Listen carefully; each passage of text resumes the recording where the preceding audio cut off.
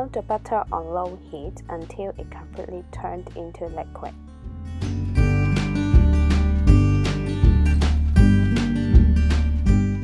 Then turn the heat off and add 25 gram plain flour in.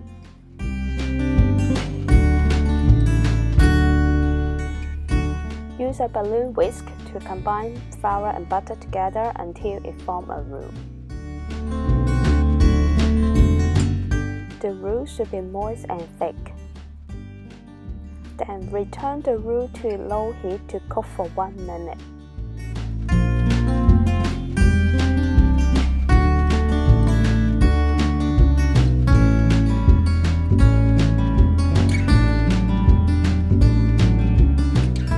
Add 500 milk gradually, 1/3 at a time.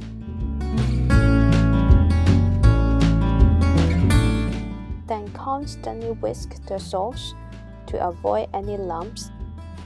The sauce must be kept on the low heat all the way through until it is finished. Add another 1/3 of milk once the sauce is thickened.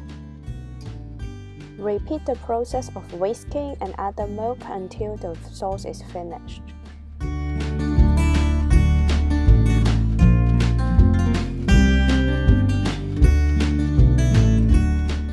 But how do I know the sauce is done?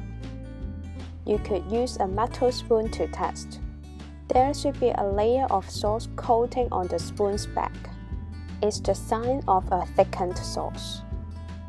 Then you can turn the heat off and season the sauce with black pepper and salt. Stir all the seasoning well, then your sauce is done.